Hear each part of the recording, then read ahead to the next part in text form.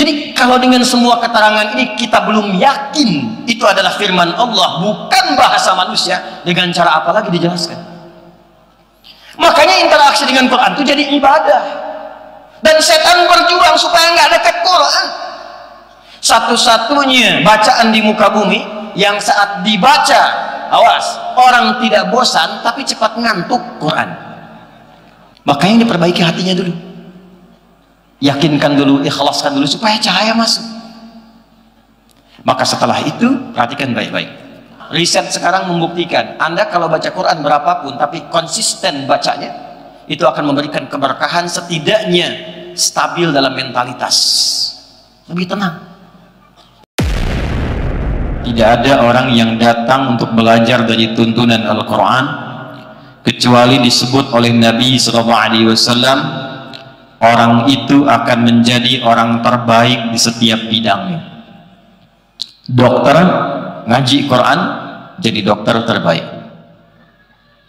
arsitek ngaji Quran jadi arsitek terbaik, dosen mengkaji Quran jadi dosen terbaik, polisi belajar Quran jadi polisi terbaik, TNI prajurit ngaji Quran jadi TNI terbaik. Yang menjamin siapa? Nabi. Di mana ditemukan? Banyak di kitab hadis. Imam Al-Bukhari meriwayatkan dalam sahihnya nomor hadis 5027, Imam Muslim, Imam Ahmad, At-Tirmidzi sampai Imam An-Nasai, dan sanadnya semua mutawatir tersambung runtut. Sanad terpanjang dari Al-Imam An-Nasai itu nyampe ke Nabi, beliau terima dari seorang bernama Sa'id bin Ubaidillah. Sa'id bin Ubaidillah menerima dari Yahya, Yahya menerima dari Syu'bah, Syu'bah menerima dari Sufyan, Sufyan menerima dari Alqamah bin Marthad, Alqamah bin Marthad menerima dari Sa'ad bin Ubaidah, Sa'ad bin Ubaidah menerima dari Abi Abdurrahman As-Sulami, Abu Abdurrahman As-Sulami menerima dari Uthman bin Affan radhiyallahu ta'ala anhu, Uthman bin Affan langsung menerima dari Nabi Muhammad sallallahu alaihi wasallam, bin Abdullah bin Abdul Muttalib bin Hashim bin Abdul Manaf bin Qusay bin Murrah bin Kilab bin Ka'b bin Ghalib bin Fihr bin Malik bin Nadar bin Kinana bin Khuzaimah bin Mudrikah bin Ilyas bin Nizar bin Mudar bin Ma'ad bin Adnan bin Addi bin Adri bin Muqawwam bin Nahur bin Tarikh bin Ya'rub bin Yasjub bin Ismail alaihi salam bin Ibrahim alaihi salam bin Azar atau bin Nahur bin Abil bin Kinan bin Arfahshad bin Sam bin Nuh alaihi salam bin Mihlail Matusyara bin Kinan bin Anwas bin Tis bin Adam alaihi salam. Coba ulangi apa hadisnya. Qala Rasulullah sallallahu alaihi wasallam, khairukum man ta'allama al-Qur'ana wa 'allama. Khairukum, yang terbaik di antara kalian. Jadi baik itu ada 5 di Quran nanti. Ada baik tubuhnya, sehat badannya, itu disebut dengan thayyib namanya. Kita makan dari yang halal, dipilih yang menyehatkan, yang membuat tubuh kita kuat. Itu bahasa Qurannya nanti ditemukan di Quran surah kedua Al-Baqarah ayat 168. Kalau mau pakai posisi paling kanan sebelah bawah, ya ayyuhan nasu kulu mimma fil ardi halalan. Hei semua manusia, silahkan menyebar kemanapun, silahkan merantau, minimal untuk hidup, bisa makan. Karena itu kalau orang mau kerja ditanya, Bapak mau kemana? Mencari sesuap nasi. Padahal yang dia cari 1 rice cooker itu. Silahkan menyebar, tapi tempuh dengan cara yang halal. Jangan menipu, jangan korupsi, jangan mencuri, jangan menyogok. Hasil yang halal bawa ke rumah, cari makanan yang menyehatkan, namanya thayyib. Jadi kalau orang Arab ditanya, kaifa haluka ya akhi, apa kabar? Dia jawab, alhamdulillah ana thayyib, saya sehat, kuat fisiknya. Tapi kan belum tentu fisiknya sehat, akalnya juga sehat, sifatnya juga baik, tubuhnya baik, apakah sifatnya baik? Belum tentu. Ada namanya bang thayyib tuh. Dia sehat baik, tapi 2 kali puasa, 2 kali lebaran dia nggak pulang-pulang tuh. Nah, ketika seseorang dia ingin merubah, menampilkan sifat-sifat yang baik, dia jujur, dia adil, dia dermawan, dia sopan, semua sifat ini disebut dalam bahasa dengan khair namanya. Apa namanya? Khair. Nah, kata Nabi, orang kalau belajar Quran itu ciri pertamanya pasti akan merubah dirinya menjadi orang baik. Karena itu kalau orang sukses menghafal Quran, sukses membaca Quran, sukses meriset Quran, itu ukurannya bukan berapa banyak dia baca ayatnya, bukan berapa banyak dia hafalkan ayatnya. Ukurannya dari Al-Quran, berapa banyak ayat yang dia baca itu merubah dia menjadi pribadi yang lebih baik. Quran surah ke-35 Fatir ayat 32. ثم أورثنا الكتاب الذين اصطفينا من عبادنا فمنهم ظالم لنفسه ومنهم مقتصد ومنهم سابق بالخيرات بإذن الله ذلك هو الفضل الكبير. Ada orang yang kami anugerahkan Quran kepadanya, cuma sayang nanti ada yang menempatkan Quran bukan di tempatnya, profesinya macam-macam. Dia hafal Quran tapi zalim. Zalim itu menempatkan sesuatu bukan pada tempatnya.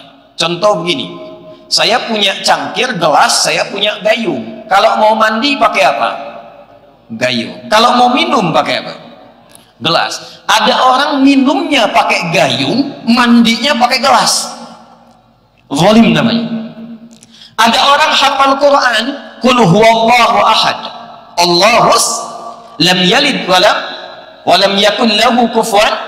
Hafal dia, saat yang bersamaan dia mengatakan semua agama sama, menuju pada Tuhan yang sama, cuma caranya beda-beda. Zalimul li nafsi. Hati-hati nih. Hadis Muslim 9 jilid syarah Imam An-Nawawi, lihat jilid pertama, nomor hadis yang 11 sampai 12.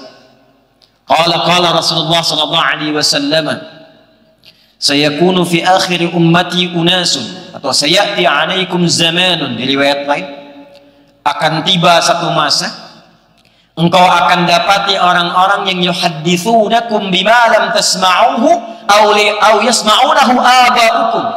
Kalian akan dengar ada orang-orang yang ceramah, nulis buku, nyampaikan satu pendapat, bicara tentang Islam, akan menjadikan kalian kaget karena belum pernah dengar sebelumnya.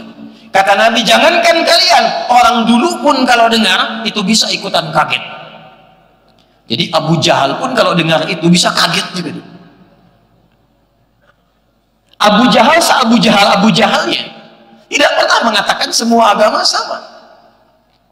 Dia mengatakan kita beda, karena itulah kemudian dia bertindak yang salah. Orang sekarang ada yang berani mengatakan, mengambil ayat Quran, dia katakan semua agama sama. Kata Nabi, iyyakum wa iyyakum, waspadalah. Siapa ciri orang yang sukses dengan Qurannya? Wa minhum sabiqum bil khairati biiznillah. Dialah orang yang dengan Qurannya mampu merubah dia berperilaku lebih baik di hadapan Allah Subhanahu wa taala.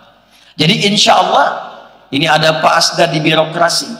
Kalau semua birokrat kita dari yang bawahnya, yang desanya, lurahnya, camatnya, sampai gubernurnya mau belajar Quran, maka insya Allah akan ditemukan pejabat-pejabat yang terbaik di bidangnya. Masya Allah. Sudah diaminkan Pak. Ya. Karena tangannya dekat dengan taat, megang Quran, jarinya tahiyat-tahiyat, gak akan pernah tentu maksiat. Pak Asda, ada proyek Pak. Ini tolong Pak, ada fee-nya 1 miliar. Maka karena beliau dekat Quran, dia katakan, maaf ya, tangan saya ini, tangan taat, jarinya jadi tahiyat, tidak akan pernah berbuat maksiat. Masya Allah. Tapi fee-nya Pak, katanya infonya naik 10 miliar. Sebentar, saya istikharah dulu. Gak ada istikharah dalam maksiat. Jadi kalau kita mau kembali ke Quran, kembali mendekat kepada Al-Quran, apalagi di bulan yang mulia ini, maka ada jaminan dari Nabi, semua orang yang mendekat kepada Quran apapun profesinya, maka dia akan dirubah langsung oleh Allah, sukses di bidangnya dan terbaik di bidangnya. Yuk kita lihat. Maaf ya, Nabi itu lahir di mana? Halo? Di Mekah. Mekah saat Nabi dilahirkan maju atau tidak? Baik. Lihat baik-baik. Yang pintar banyak tidak di sana? Baik. Yang pencuri banyak tidak? Yang penipu ada? Pezina ada? Pemabuk ada kumpul semua.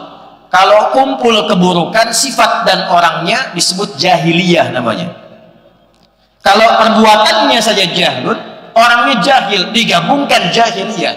Jadi kenapa disebut jahiliyah? Karena semua bentuk keburukan khatam di situ. Saya tadi bicara waktu siang di kampus, maaf, pemabuk itu yang paling amatir itu 5 kali mabuknya sehari. Jadi kalau belum 5 kali itu belum mabuk, belum amatir. Kebayang ya?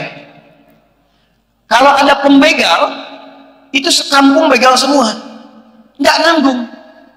Yang maju di Romawi, yang tinggi di Persia. Pada masa itu Mekah di bawah, nggak berkembang, keburukan banyak. Tapi menariknya ketika Allah mengutus Nabi Muhammad SAW, Allah tidak memberikan tongkatnya Nabi Musa, tidak memberikan mu'jizatnya Nabi Isa alaihi salam, tidak menundukkan awan untuk dinaiki seperti Sulaiman alaihi salam, tapi yang diturunkan oleh Allah Al-Quran. Al-Quran. Dan apa yang terjadi ketika semua belajar Al-Quran sesuai dengan profesinya? Abu Bakar As-Siddiq belajar, pelajari manajemen bisnis, bagaimana petunjuk di Qurannya, pelajari Quran keseluruhan, maka berubah menjadi orang yang terbaik di zamannya sampai sepeninggal Nabi Muhammad SAW. Umar yang tadinya keras, yang kalau bertemu ngajak berkelahi, hei siapa yang berani denganku ketemu di bukit A, tapi pamit dulu pada ibu yang telah melahirkannya, karena dia akan kembali tanpa nama. Umar yang pernah jualan Tuhan yang terbuat dari roti, musim panas keliling-keliling Tuhan,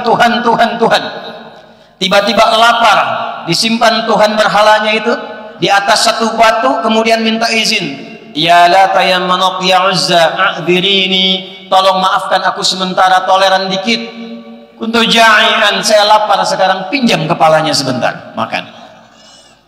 Lapar lagi, pinjam tangannya sebentar, sampai habis Tuhan yang dijual dikonsumsi sendiri.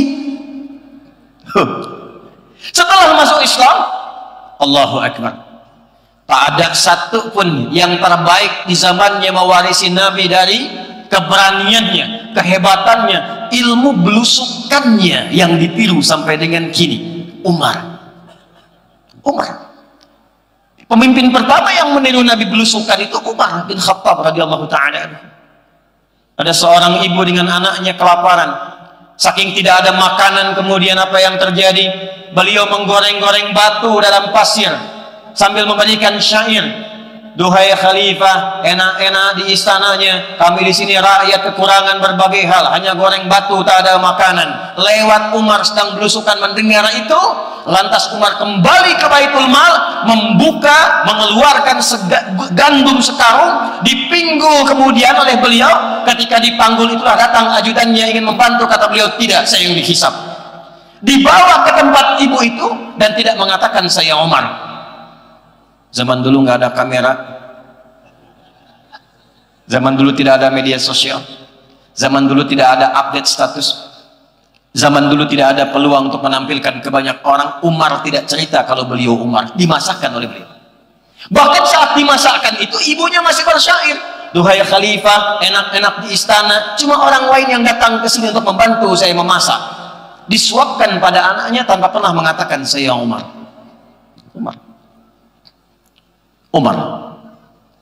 Kenal Utsman bin Affan? Ayo bilang kenal. Utsman manajemen bisnisnya bagus, diajak oleh Abu Bakar As-Siddiq, Abu Quhafa masuk Islam, mengajak Abdurrahman bin Auf masuk Islam. Tapi setelah menerima risalah Quran, belajar dari Quran, meningkat bisnisnya sampai naik level kayanya ke level yang tertinggi, nomor 3. Nomor 1 kaya, nomor 2 kaya banget, nomor 3 kebangetan kayanya. Sampai sekarang Umar masih punya aset di Madinah. Saya katakan tadi siang, terakhir saya umrah beberapa waktu lalu, sekarang sudah ada hotel namanya Hotel Utsman bin Affan, Wakaf Utsman bin Affan di Madinah. Modalnya apa? Mengolah sumur dengan kebun, diwakafkan jadi aset, dimasak kemudian dialihfungsikan menjadi hotel, hasilnya disimpan di rekening bank, disedekahkan atas nama Utsman bin Affan. Orangnya sudah meninggal 15 abad yang lalu, masih punya rekening di Bank Saudi sekarang, Utsman. Antum masih hidup belum tentu punya rekening di sana tuh. Jadi semua orang dengan profesinya itu pasti jadi orang hebat. Khalid bin Walid, Abu Ubaidah bin Abi Al-Jarrah. Nabi punya 12.000 orang sahabat setelah meninggal dunia, 38-nya panglima. Satu kekuatan panglimanya bisa menaklukkan Persia dan Romawi. Barokah dari mana? Quran. Apakah hanya untuk orang di masa Nabi saja? Tidak. Karena Quran itu kalau berkahnya sudah turun, maka 1, siapapun yang menerima Quran akan menjadi orang terbaik. 2, di tempat manapun ada ahli Quran, tempatnya akan mendapatkan keberkahan menjadi baik. 3, di waktu kapanpun ada Quran, waktunya akan diberkahi oleh Allah sehingga menjadi baik. Contoh, Quran diturunkan oleh Allah lewat malaikat siapa? Jibril. Jibril ketika menerima Quran berubah status menjadi Sayyidul Malaikah Ruhul Amin, pemimpin para malaikat. Nabi Muhammad SAW menerima Al-Quran, statusnya naik jadi Sayyidul Anbiya wal Mursalin. Waktunya Quran turun di satu malam. Saat turun di malam itu berubah status malamnya dari malam biasa jadi malam istimewa. Malam biasa itu disebut dengan lail. Lail jamaknya layali. Lail, lela, lili, leli, layali itu malam. Ibu leli, ibu malam-malam. Tapi kalau ada yang istimewa di malam itu, tambahkan tak di ujungnya, lailah. Quran diturunkan di malam itu jadi berkah malamnya. Inna anzalnahu fi lailatin mubarakah. Ada berkahnya.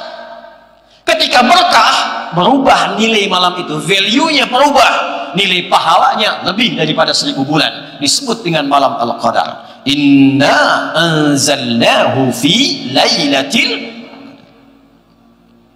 turun di harinya Jumat, Jumatnya berubah jadi Sayyidul Ayyam. Turun di mana? Mekah. Mekahnya bertambah keberkahan. Nabi pindah dari Mekah ke mana? Dari Mekah ke mana? Dari Mekah ke mana? Bukan. Bukan Madinah.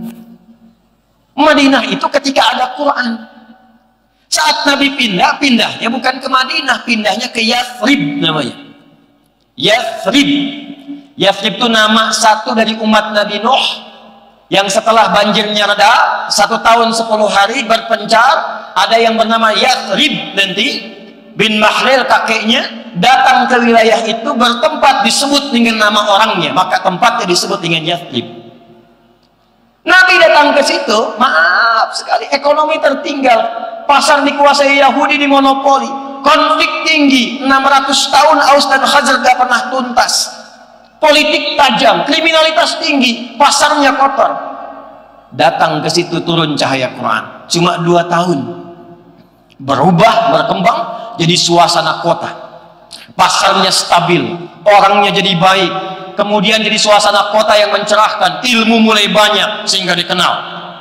Kalau ada pasar yang jujur, itu tuh di sana. Kalau ada orang-orang baik, itu di sana. Kalau ada orang-orang yang hebat, itu di sana. Semua menginspirasi. Suasana kota yang menginspirasi dalam bahasa Arab disebut dengan Al-Madinah Al-Munawwarah. Turun Quran jadi Al-Madinah Al-Munawwarah. Jadi Quran itu turun dimanapun, di tempat, di waktu, di orangnya, pasti berubah jadi baik.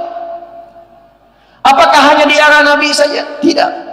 Karena satu-satunya kitab suci yang dijadikan bimbingan sampai akhir masa kehidupan hanya Al-Quran. Taurat diturunkan pada siapa? Halo? Pada siapa? Musa alaihi salam. Untuk siapa? Bani Israel. Tahu dari mana? Quran. Ya, itu paling gampang, Quran. Quran surah 17 ayat yang kedua. Wa ataina Musal kitaba. Dan dengan keagunganku diberikan Musa kitab. Namanya Taurat. Quran surah ketiga ayat ketiga. Ya, nazzala 'alaikal kitaba bil haqqi musaddiqan lima baina yadayhi wa anzalat Taurat. Apa fungsi Taurat? Balik lagi ke Quran surah ke-17 ayat 2. Wa ataina Musal kitaba wa ja'alnahu hudan li bani Israil. Khusus sekomplek Bani Israel saja. Itu aja, nggak keluar. Nabi Isa dapat apa? Injil. Injil di dalamnya sama, hudan, tapi untuk siapa? Li Bani Israil. Quran beda. Ketika turun risalahnya, kalimatnya beda. Syahrul Ramadan alladzi unzila fihil Quran hudan lin nas. Hudan lin An-Nas disebutkan 241 kali dalam Al-Quran, mencakup semua manusia tanpa kecuali, tanpa batas. Dan oleh Allah dijadikan abadi karena dijamin melewati setiap masa. Karena itu dijaga semuanya, lafadznya dijaga, maknanya dijaga, keutamaannya dijaga, kemuliaannya dijaga. Nggak ada satupun kitab di muka bumi yang sejak diturunkan dibaca terus sama isinya, tak berubah. Zaman Nabi dibaca alif lam mim, zaman sekarang dibaca alif lam mim. Bukan cuma ayatnya, tapi cara bacanya pun sama dan dijaga dengan ilmu. Tak ada satu buku bacaan di muka bumi yang dijaganya pakai ilmu, cuma Quran. Anda baca Quran nggak bisa biasa.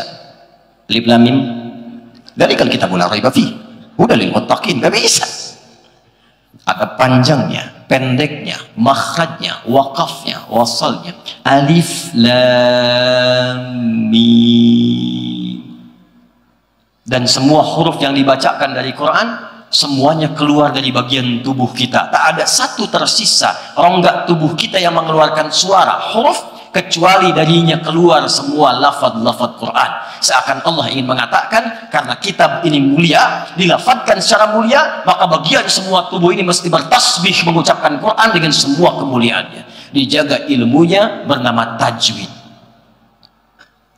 Dan tajwid ini dimunculkan untuk menjaga Quran, termasuk dari cara baca yang menyimpang. Zaman Nabi sudah ada baca syair, dan syair itu ada iramanya. Syarat syair itu, syair itu ada 4. Yang pertama nanti ada fasaha, kedua uslub, ketiga khayal, keempat musik, ada irama. Ada irama. Rumusnya ada 16, disebut dengan bahar. Ada bahar tawil, tawilun lahulun al-bukhuri fadailu, fa'ulun mafa'ilun, fa'ulun mafa'ilu, kifa nabki min dhikra habibin wa manzili bisaqdili wa bainad dakhuli fahawmali. Ada rajas, mustaf'ilun, mustaf'ilun, mustaf'ilun, mustaf'ilun, mustaf'ilun, mustaf'ilun, sautus safiril bulbuli, hayyaja qalbi thamili, al-ma'u wa zahru ma'a zahri lahdul muqali, fa anta ya sayyidali wa sayyidi fa mawlali, fa kam tayammuni ghuzaylun uqayqali, fa taftuhu min radzatin fili hadar rajuli, fa qala la faqad ghada muharwili, والولد ولي ويلني فقلت لا تولني فبين اللؤلؤني قالت له هنا كذا إن تردد المقلي كهبا ككيلني ضبطبولي. Ada madi mufa'alatun fa'ilatun tala'al badaru min thani yatil. Itu rumusnya madi. Nanti dibawa di copy paste tuh. Sejak berkembang Islam ke Persia, nanti dikembangkan jadi notasi itu. Dal ro mim fa sod lam sin dal do re mi fa sol la si do. Dari notasi itu. Di masa Islam dikembangkan, di Spanyol berjaya Islam, dijadikan rumusan nazam, dibawa ke gramatikal dasar ilmu. Ke bahasa muncul alfiyah, rumusnya rajas muzdawaj, rajas lagi. Mustafilun, ya. Kalamuna lafzun mufidun kastaqim wasmun wa fi'lun thumma harfunil kalim wahiduhu kalimatun wal qawlu am wa kalimatun biha kalamun qad yu'am bil jarni wat tanwini wan nida wa al wa musnadin lil ismi tamyizun hasal bita fa'alti atat wa ya if'ali wa nun iqbalanna fi'lun yanjali. Dibawa ke hadis ada alfiyah hadis, dibawa ke Quran ada nazam syatibiyah. Ditinggalkan, ditarik lagi sama barat, dirubah lagi ke musik. CDF, G, A, B, C, G, A, B, C, D, F, G, D, F, G, A, B, C, D, A, B, C, D, F, G, A, F, G, A, B, C, D, E, B, C, D, F, G, A, B, F, G, A, B, C, D, A, F, G, A, B, C, D, judi, prank itu. Tapi apakah notasi itu bisa dibaca untuk Quran? Tidak bisa. Makanya orang-orang jahiliyah bingung ini.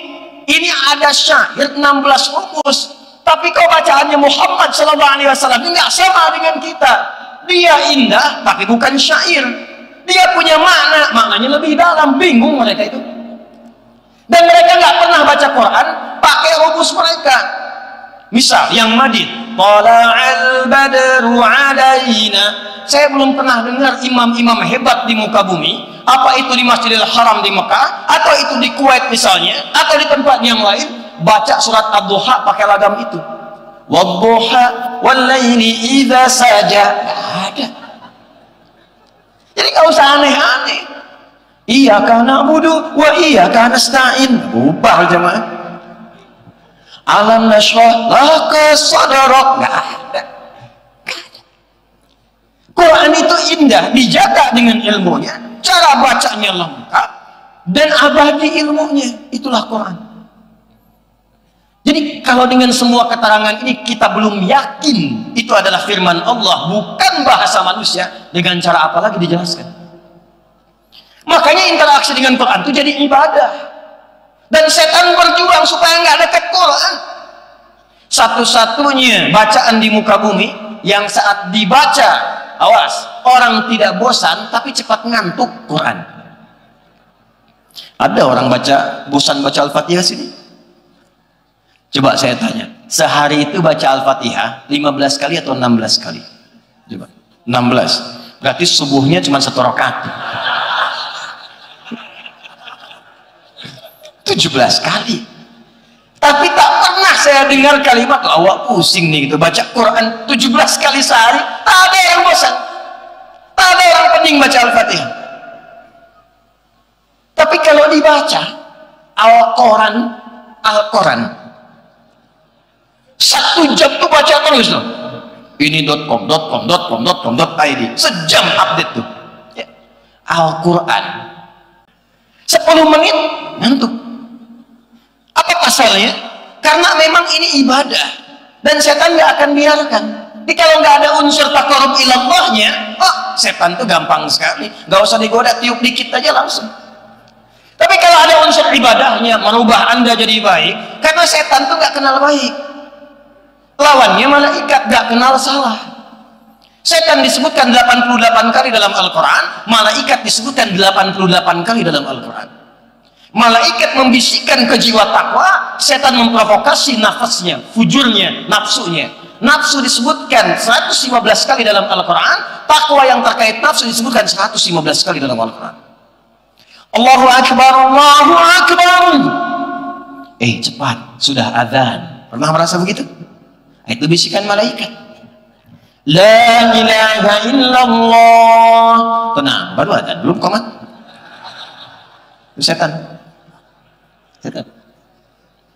Setan nggak kenal benar, karena itu setiap yang dekat dengan kebenaran setan masuk supaya salah, masuk. Malaikat nggak kenal salah, kenalnya benar terus. La ya'sunallaha ma amarahum wa yaf'aluna ma yu'marun. Jadi mengerjakan yang benar terus, nggak kenal maksiat, tupoksinya jelas. Makanya nggak pernah terjadi malaikat berbuat maksiat. Pernah dengar malaikat Jibril korupsi ayat? Nggak ada. Nggak ada. Setan nggak kenal dengan kebaikan, salah terus. Manusia punya potensi baik, tapi juga punya potensi yang bisa disesatkan oleh setan, tengah-tengahnya. Jadi kalau salah, bedanya dengan setan, manusia tobat. Adam manusia, iblis bagian setan. Iblis salah, iblis nggak tobat. Ma mana'aka alla tasjuda idza amartuk. Hei iblis, kenapa kamu nggak sujud ketika aku perintahkan? Bukan sujudnya yang penting, tapi ini perintahku, kata Allah. Quran surah 7 ayat 11 sampai 12. Ana khairum minhu, khalaqtani min narin wa khalaqtahu min tin. Aku levelnya lebih tinggi daripada dia. Aku lebih hebat. Nggak level yang tinggi, hormat kepada yang rendah. Qala khuruj minha, keluar kamu. Dikasih kesempatan tobat, nggak tobat. Adam diizinkan salah untuk menunjukkan kepada kita bagaimana caranya tobat. Begitu Adam salah alaihi salam, maka diberikan oleh Allah petunjuk tobat. Quran surah 2 ayat 37, fatalaqa Adamu min rabbih kalimatin fataba.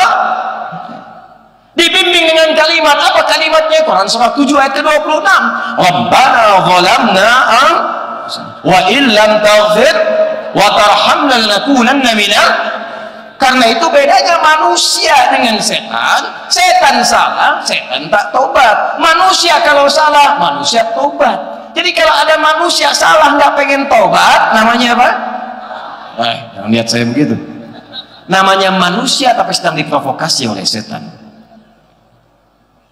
Jelas? Nah, sekarang kita kembali. Ini kita baru mukaddimah, kita belum mulai ini. Belum mulai materinya, saya baru kasih pengantar. Kita sampainya berapa ini? Sampai subuh. Oh iya, enggak apa-apa ya. Saya pesawat jam 6.10, sebelum subuh sudah ke bandara, enggak ada masalah ya. Silahkan dah sampai subuh, saya jam 10 saya udah bergerak. Nah, sekarang begini, saya tanya sekarang. Ngaji Quran, Qurannya sama nggak dengan yang sekarang, dengan yang di zaman Nabi? Sama nggak? Bacaannya sama? Sanadnya sama? Kok hasilnya beda? Orang baca zaman Nabi, kul dibaca, orangnya jadi keren, kul. Nah, ini muka kul semua tuh. Kul huwallah, kul a'udzu birabbil falaq, kul a'udzu birabbin nas, dia. Baca surat yang sama jadi hebat. Tahu Bilal? Tahu Bilal? Bilal bin Rabah modalnya cuma al-ikhlas, kul huwallahu ahad. Tapi dari ayat itu menginspirasi beliau jadi kuat, dahsyat, mentalnya hebat, tenaganya bagus, semangatnya tinggi. Dicambuk di tanah lapang yang sangat gersang dengan terik panas luar biasa, dibakar batu awalnya, kemudian dibentangkan, diikat, dicambuk. Irtad murtad engkau, jawab Bilal, ahad. Irtad ahad, irtad ahad. Ini nggak dicambuk, nggak dipanasin, kasih lato-lato, tek murtad. Cuma dikasih kata-kata, aku mencintaimu, pindah agama. Tuh, padahal dia hafal kul huwallahu ahad. Hati-hati ya para akhwat ya. Kalau ada orang gombal begitu, cukup katakan kepadanya, buktikan cintamu dengan menuliskan itu di buku nikah kita. Gitu. Sampai punya BPKB, buku pernikahan kita berdua. Gitu dong, iya kan? Nanti dia tanya, oke lah kalau begitu, abang tinggal di jalan apa? Jalanin aja dulu, nanti kalau cocok kita terusin. Itu cara. Mentalitasnya beda. Orang dulu belajar ayat langsung pintar. Orang dulu belajar ayat langsung sukses. Dan mereka membaca semua amal itu dengan keyakinan yang tangguh. Tertanam dulu di jiwa mereka itu. Dzalikal kitabu la raiba fihi, itu sampai ke sini, bukan cuma di sini, sampai ke jiwa. Jadi ketika dipanggil sholat pun yakin ada manfaat sholat. Allahu Akbar, Allahu Akbar. Mereka nggak tanya lagi kenapa mesti sholat, karena mereka tahu ketika bertanya hayya 'alas sholat, hayya 'alal falah, sholat membuat engkau sukses dan bahagia. Karena falah dalam bahasa Inggris itu success and happiness. Ada kaya dan bahagia. Kalau saya boleh pilih ya, coba pilih nih. Kaya tapi gelisah atau miskin tapi tenang. Nggak ada pilihan ketiga, nggak usah maksa. Saya tahu Anda mau pilih yang ketiga. Saya tahu. Nah, kaya tapi gelisah atau miskin tapi tenang, pilih mana? Terjadi perbedaan pendapat di kalangan masyarakat. Iya. Kaya dan tenang, sukses dan bahagia. Bahasa Arabnya sukses dan bahagia namanya falah. Kalau digenggam namanya aflah. Orang yang disebut muflih, jamaknya muflihun. Salat melatih kita sukses dan bahagia. Hayya 'alal falah. Ayo datang kepadaku, aku yang punya kesuksesan, aku yang punya kebahagiaan, aku yang punya segalanya. Sujud mereka yakin, berangkat kerja sukses, belajar sukses, pulang ke rumah bahagia. Orang sekarang baru dikasih ayatan Allahu Akbar, Allahu Akbar, kencengan doanya kecilin. Loh. Tapi anehnya ngaku muslim. Bagaimana berinteraksinya? Nah, sekarang kita kembalikan dulu. Yang pertama mesti kita lakukan, perbaiki dulu hati ini. Perbaiki hatinya. Kalau ini sudah tersentuh dengan baik, maka semua akan mudah untuk didapatkan. Sentuhlah ia tepat di, maka ia akan jadi milikmu untuk. Sentuhlah Quran dengan hatimu, maka Quran akan terus berada dalam jiwamu untuk selamanya. Makanya diperbaiki hatinya dulu. Yakinkan dulu, ikhlaskan dulu supaya cahaya masuk. Maka setelah itu, perhatikan baik-baik. Posisikan Al-Quran sebagai kurikulum hidup. Jangan ditempatkan sebagai bacaan biasa. Quran mukjizat bukan? Halo, mukjizat bukan? Hebat tidak? Kalau mukjizat berarti beda dengan bacaan lain. Sehebat-hebatnya bacaan yang lain, orang bosan 3 kali baca udah sehafal. Anda mau baca apa? Novel, majalah, apapun yang paling hebat, dijual laris, jutaan eksemplar, dicetak di mana-mana. Orang kalau udah baca sekali nambah, 2 kali nambah, 3 kali bosan. Quran tidak. Quran tidak. Karena sifatnya kurikulum kehidupan. Maka setelah itu, perhatikan baik-baik, ini rahasianya. Setelah hatinya terbuka, karena Quran mukjizat, maka semua yang dibacakan akan berpengaruh kepada jiwa kita.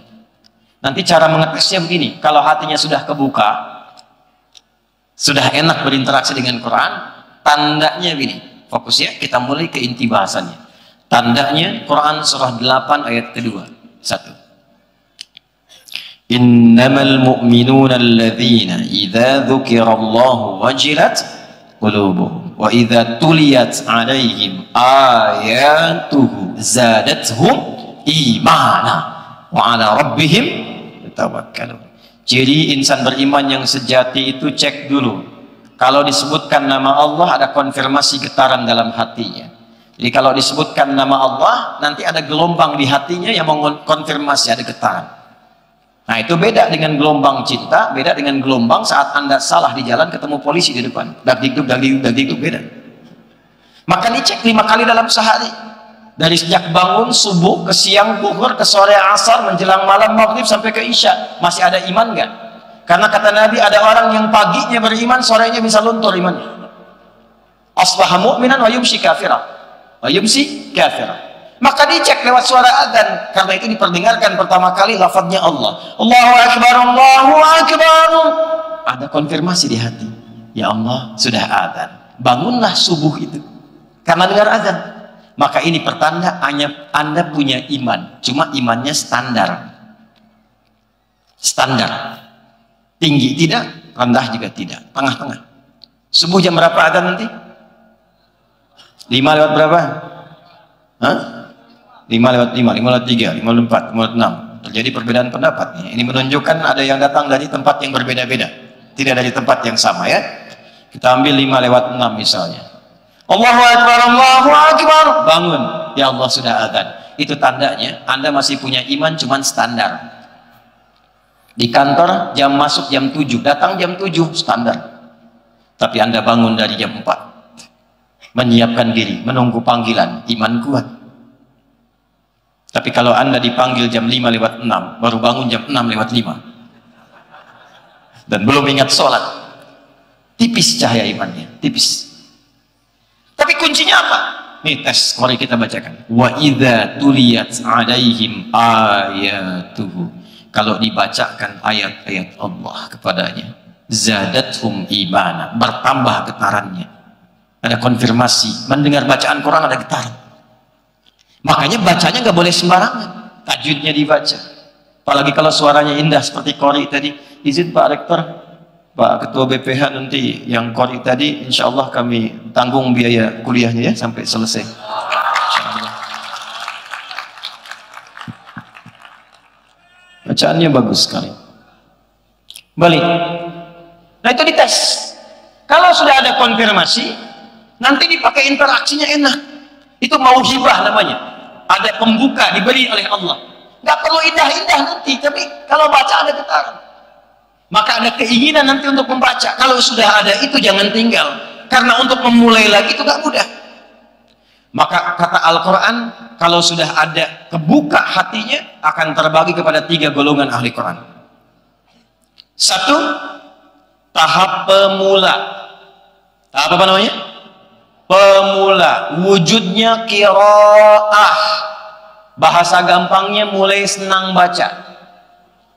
Dia belum paham, dia belum menghafal, tapi tiap hari senang baca. Kalau tak baca, tak enak hati. Maka dia punya gerakan one day one juz, one day one verse. Sehari 1 ayat, sehari 1 juz, one day one page, sehari 1 halaman. Karena kecintaannya ingin dekat dengan Quran, tak bisa tinggal. Saya punya murid di TK, dari TK. Cintanya ke Quran tinggi. Dia hanya mau masuk kelas kalau ada kelas Quran. Kalau tak ada pelajaran Quran, dia tak mau, dia tunggu di luar, dia murojaah baca sendiri. Dipaksa masuk, nangis. Ada yang lebih daripada itu. Ada anak yang kalau nggak baca Quran sehari sakit. Anak-anak. Itu sudah menyatu. Nah nanti kalau sudah terbiasa baca, dan mau tinggal, jadilah dia golongan ahli Quran di level pertama. Level pertama. Nah ini akan membantu dia nanti, 1, menstabilkan mentalnya. Karena ciri khas Quran itu kalau dibaca bikin tenang. Dibaca bikin ala bidzikrillahi tatmainnul. Yakinlah kalau zikirmu banyak ditingkatkan, maka hatimu semakin bertambah tenang. Quran disebut oleh Allah dengan zikir. Quran surah ke-15 ayat 9. Inna nahnu nazzalna dzikra wa inna lahu lahafizun. Jadi kalau Anda sering baca Quran, hati tambah tenang. Makanya ibu yang akhwat yang perempuan, kalau sedang punya masalah, tumpahkannya jangan di media sosial. Ada masalah dikit, pekan baru mendung dikit, bikin status. Pekan baru mendung ya. Emang kenapa? Nah, ini tadi ada kesaksian yang tentang perempuan. Saya sedikit sekali jelaskan, boleh ya? Perempuan tuh unik, di Quran namanya 2. Laki-laki cuma 1. Laki-laki kalau sendirian disebut rojul, kalau banyakan disebut rijal, tapi hurufnya sama semua, ra, jim, lam. Rojul, rijal itu bahasa Arabnya sesuatu yang tegap, kokoh, berwibawa. Makanya kaki disebut rijlun karena tegap, menopang bagian tubuh, suaranya tegas, berwibawa. Makanya kalau melambai hilang kewibawaannya. Ya. Coba bayangkan kalau ada ustadz ceramah, assalamualaikum, bubar jemaah. Tegap. Ya. Perempuan tidak. Dia kalau sendirian namanya mar'ah. Apa namanya? Mar'ah, dari kata muru'ah, yang senang tampil indah, senang terhormat. Karena itu cermin disebut mir'ah. Orang Arab mengatakan al-mar'atu kal mir'ah, karena perempuan senang tampil indah, sering dekat dengan cermin. Mau berangkat ke sini dia bercermin. Turun dari mobil dia lihat spion, bercermin lagi. Dan mulai duduk dia lihat handphone, bercermin. Nah, itu perempuan. Suami mau berangkat, ada acara, Pak Rektor mau keluar, itu batiknya sedikit sekali, ya bahasa Rusianya lecek katanya. Cuek aja, kelihatan oleh istri tercinta, tunggu abah, rapikan dulu. Perempuan. Tapi kalau banyakkan, dia berubah namanya dari mar'ah menjadi nisa. Tuh. Hurufnya udah beda. Laki-laki rajul rijal, perempuan mar'ah nisa. Apa artinya nisa, Bu? Bukan. Apa artinya nisa? Nisa itu bukan perempuan, bukan wanita. Nisa itu perempuan-perempuan. Kalau sudah banyakkan. Kenapa disebut nisa? Seakar dengan nasa. Nasa itu artinya apa? Sikap yang kadang suka mencurahkan apa yang dirasakan. Jadi maksud Quran apa? Kalau dia sendirian, sependiam apapun, ketemu temannya suka cerita. Oh. Makanya diingatkan di surat An-Nisa ayat 34. Fassalihatu qanitatun hafizatun lil ghaibi bima hafizallah. Ciri perempuan-perempuan yang saleh itu di sisi Allah, dia taat kepada Allah dengan cara menaati suaminya pada yang baik-baik. Kata suami berhijab, insyaallah abi. Ikut ta'lim, insyaallah. Tahajud, insyaallah. Ayo, siap. Hafizatul lil ghaibi bima hafizallah. Dan dia menjaga kehormatan rumah tangga, terutama suami ketika tidak sedang bersamanya. Judulnya pengajian ta'lim. Datang ketemu kawan. Apa kabar ukhti? Alhamdulillah baik. Sehat? Sehat. Anak-anak gimana? Alhamdulillah. Suami bagaimana? Di situ masalahnya. Cerita. Kadang-kadang sekarang tidak ada perkumpulannya sudah bisa bikin status. Selama ini berumah tangga ternyata nggak nyangka ya. Tuh. Nyangka tuh. Jadi ketika seseorang bilang nggak nyangka, dia sedang nyangka. Paham? Yuk kita kembalikan. Itu Quran. Jadi temukan itu sampai senang baca. Kalau sedang gelisah, ambil wudhu. Buka mushaf. Ngadep kiblat. Baca Quran. Demi Allah saya katakan, sudah ada riset baru keluar sekarang. Riset.